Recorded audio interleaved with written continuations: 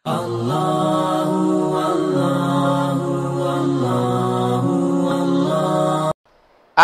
hukum sholat pakai parfum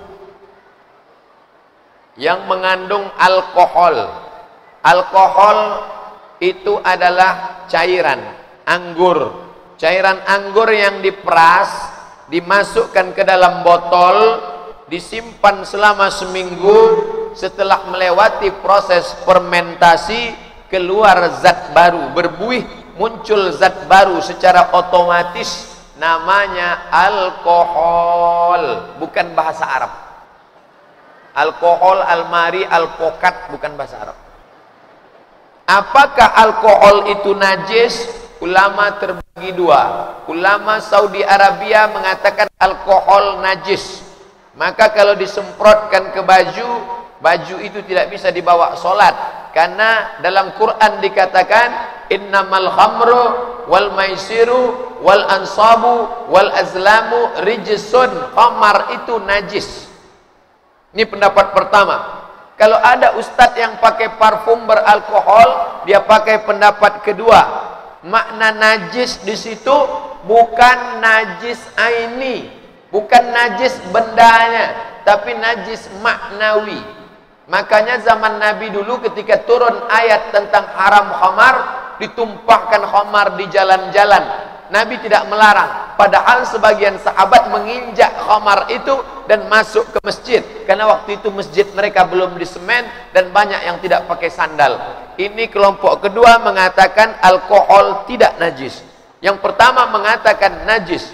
Saya condong kepada yang mengatakan alkohol tidak najis. Maka kalau berpendapat alkohol tidak najis, maka boleh dipakai. Tapi saya sendiri memakai minyak wangi yang tidak alkohol. Tidak ada alkohol. Ini minyak wangi, bukan minyak sinyong-nyong. Ini parfum untuk dioleskan ke tangan atau ke hidung. Karena malaikat teraniaya dengan bau busuk. Man akala sauman, siapa yang makan bawang putih, au basolan, bawang merah, falyatazil masjidana, jangan dekat-dekat masjid kami, karena malaikat teraniaya dengan bau busuk. Tangan kita ini mengeluarkan asam, zat asam, maka dipakaikan minyak wangi, bagus. Minyak wangi non alkohol. Tapi kalau ada yang pakai alkohol, pendapat yang kedua tidak najis, karena alkohol najis maknawi, bukan ain. Pak Ustadz, saya seorang karyawan perusahaan. Saya merantau dari Jawa. Saya jarang sekali melaksanakan sholat Jumat, karena di camp tempat saya tidak ada masjid, dan ke kampung pun jauh. Apakah saya sudah melakukan dosa?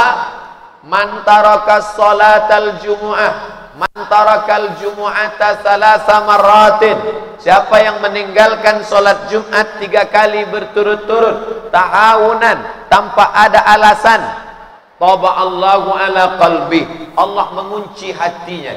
Tapi bapak-bapak yang bertugas, karyawan-karyawan yang sip-sipan, maka ganti-gantian, sip ini Jumat, sip depan jaga. Itu tidak boleh berturut-turut. Nah, karyawan yang jauh ini, maka tidak ada alasan, dia tidak bisa Jumat, di kampung jauh, di camp tidak ada, maka dia sholat zuhur saja. Tapi kalau bisa jangan berturut-turut, ada selang-selingnya. Tapi kalau tidak bisa sama sekali, maka engkau sholat zuhur saja, pengganti dari sholat Jumat. Jamalul wujudi bidzikril ilah wa tasful hayatu